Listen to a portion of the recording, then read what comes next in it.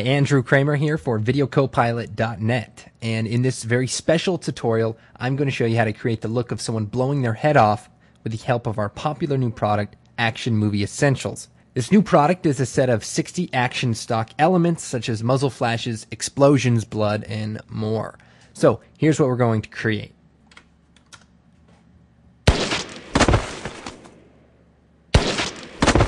Let's go ahead and get started. What I have here is this suicide movie, and basically what it is a shot all by itself of our actor, my friend Tino, pretending to shoot his head off. And what we're going to do then is create a new composition, so I'm going to drag it into the Make New Comp button.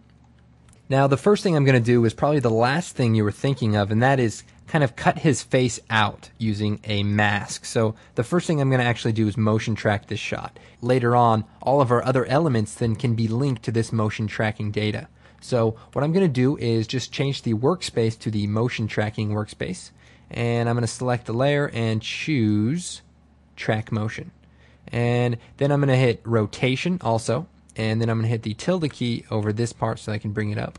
Usually I have more space, but right now for the tutorial, So what I'm going to do is look for 2 points that do not get covered by him or his gun during the shot. So I see a couple of spots over here that may work for the left one, perhaps this point here. And then maybe this telephone wire up here. So let's just drag this one right over here. And the default size should work fine. What I'm going to do now is hit the Analyze Forward button. Oops, let's try that again. Try there and right there. So this way I'm at the very beginning of the layer, and I'm going to hit Analyze Forward. Okay, and the motion track seems to have stayed on that point pretty well. So now I'm going to create a null object, and the null object is basically going to be a placeholder for all this tracking data. So I'm going to choose Layer, New Null Object, and then I'm going to hit Edit Target and make sure that the null is selected as the receiver of this data. And now I'm going to hit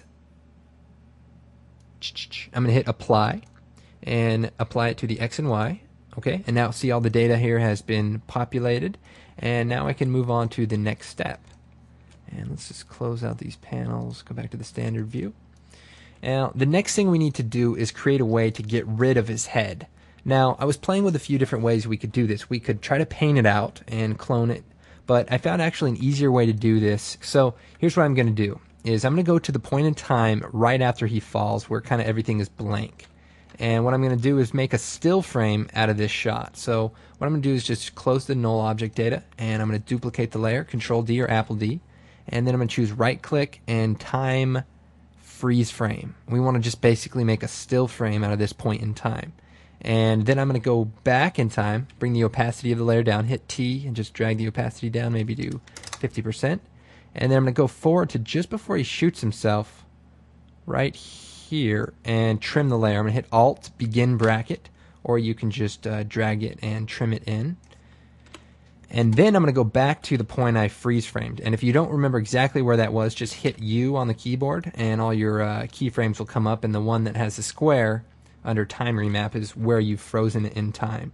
And that's important because we want to lock this layer to this point in time using the tracking data. So watch what happens when I take this parenting null or parenting whip and connect it to the null object that we've tracked the rotational for. And if I shut off my background layer and just watch it, you see it kind of moves around. Now if I turn my background layer on, you can see that it kind of moves around right against the background layer. So why is that going to help us? Well, I'll show you. I'm going to create a new solid, just a white layer, and then I'm going to just trim it down also so that it's the same length as my other layer, and bring the opacity down to 50%. Then I'm going to shut off temporarily my suicide layer. That's the layer that is just a still frame. Then I'm going to zoom in, and I know this sounds kind of complicated, but this is the trickiest part, I swear. So what I'm going to do is take the pen tool, and on this white layer is just draw a mask mostly around his head. And I'd explain why I'm doing this, but I don't want to give it away. You know what I mean? And then I'm going to hit P, or first thing I'm going to do is drag the pan behind tool and just make sure that my center point is around his neck. That way if we rotate it, it rotates around his neck. And that looks pretty good. Then I'm going to hit P for position, hold down Shift, hit R for rotation, and set the keyframe for both of these. Then I'm going to move forward a few frames and just make this layer follow it. And if I have to go back to make sure that it's pretty good, I will. And I'm just hitting page down and just going through it, and a few more frames, a few more frames. Perfect. And that looks pretty good. Now if we need to, we can hit MM on the keyboard and expand the mask a little bit if we need to make it a little bit bigger, or feather it a little bit more if we need to. But for right now, that should work. Now I'm going to bring the opacity of the layer back up to 100. And I'm going to put this white layer and call it Head Matte. And then I'm going to put it right above the Suicide duplicate layer, which is now a still frame. And let me just shut the null object so that we don't see it there. And what I'm going to do is change the Suicide layer Track Matte to Alpha Matte. And what that's going to do is look at just the layer, and I'm going to turn it back on there, and use it as a matte. So as you can see, it kind of disappears as it goes down. So what I need to do is feather the edges of this a little bit more, and also MM so I can expand it just so that we don't see it. And then I'm going to just trim a frame off of it and just move this in, move this in. And that way his head blows up at this point and his head kind of gets blown off. So let's just watch it right now. Okay, so that, I promise you, is the hardest part, and it's pretty easy, except it just takes a while to set that up. So the next thing we're going to do is create the blood, and to do that we're just going to import an Action Movie Essentials element. So I'm going to choose File, Browse, and this is going to bring up our bridge. And what I have here is all my elements. Here's the whole set, and I believe there's 8 categories. And in all these categories are the movie files that we're going to import. So if I go to my Blood Bursts category, I have a bunch of different ones in here. Some are for guns shooting out of the side of somebody, but there's a couple in here for blowing up heads or blowing off limbs, and that's this one right here. So I'm going to go ahead and just double click on it, and that imports it right into After Effects. Well, guess what? These elements are all pre-matted. And what does that mean? Watch this. It's ready to go. No keying or transforming or doing anything like that. Just drop it in and you're ready to go. So what we're going to do is line this up with the head, say right about here, and just move this over one frame, and that looks good about there. Now obviously these are very red and vivid, and there's no possible way I can know what you're going to be using these for. You could be using them for night shots, anything underwater, I don't know. So the reason we make them so red is that way if you're using it very brightly, you'll have the data there, and if you need to darken it, of course you can do that. So what we're going to do is choose the layer, choose Effects, Color Correction, Hue, and Saturation.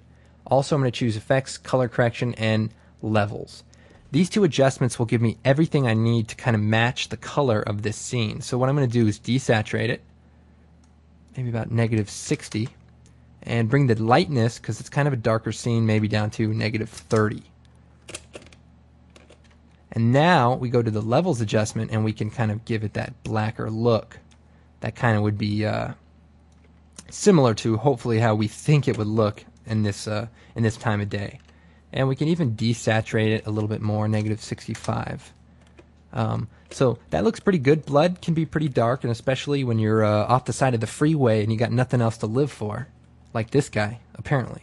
Anyway, watch this. I'm just going to preview it back at this point.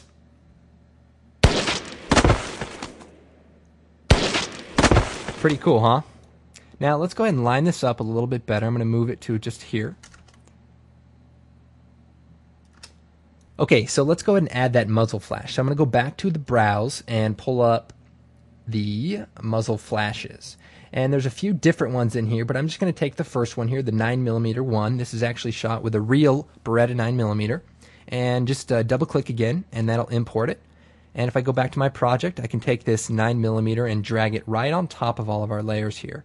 And then if I just line it up, shrink it down just a little bit, I can have it coming out of the gun. Now the problem is it's on top here, and that's okay. What we're going to do is choose Effects, Transition, Linear Wipe. And the linear wipe is basically a transition, but we're going to cheat and make it -90 and just shrink it so that it looks like it's kind of behind the side of his head. And let's just feather the edge of it a little bit. And let's change the transfer mode, F4 if it's not up, to additive. And that looks pretty good. So it just kind of shoots off there, and we can feather it a little bit more or extend it depending on what we're trying to do. Okay, so that looks pretty good, but the next thing we need to do is keyframe this transition completion so that the whole thing is visible, because there's actually smoke that follows this muzzle flash, and we want to actually use that. So what I'm going to do is keyframe the transition completion, move forward 1 frame, and just turn it all the way down to 0.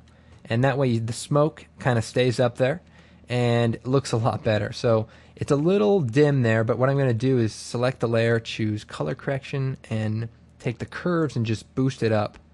And that way you can kind of see the remnants of the smoke there. Now, when you shoot smoke out in a spot, watch. If we just watch it, the smoke kind of does what it does, but it doesn't follow the shot very well. But that's easy to fix now that we have tracking data. So all we do is parent this layer to our null object, which is our tracking data layer. And now that smoke will just kind of hover in the air where it first was emitted in the gun. So check it out.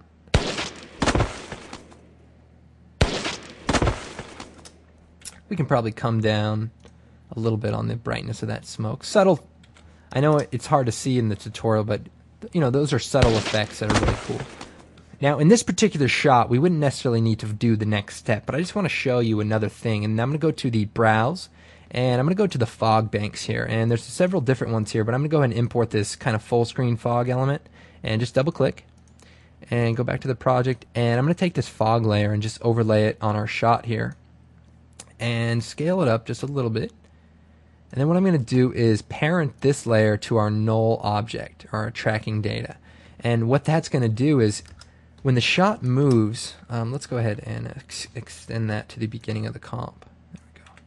When the shot moves, the smoke will kind of follow it, even though it still kind of is moving in the shot. So watch this. Now, not necessarily something we would do in this case, but definitely looks pretty cool. Like maybe this is an early morning shot. We can take the mask tool, cut it in half, feather it a bunch, hit F to bring up the feather properties. And that way maybe it just looks like ground mist as he blows his head off at the early dawn. That's what I would be doing. No, don't really kill yourself, but you can buy Action Movie Essentials and fake your death and perhaps get some insurance money or whatever. You guys figure that part out. Anyway, I hope you found this tutorial useful. I'm Andrew Kramer. Please check out Action Movie Essentials. It's a really great product, and I think you might like it. Oh, and by the way, if you order Action Movie Essentials, you get the project file and all the footage in order to follow along. I mean, I would post it up online, but it's not going to do you any good unless you have the Action Movie Essentials pack. So, thanks for watching, and I'll see you next time.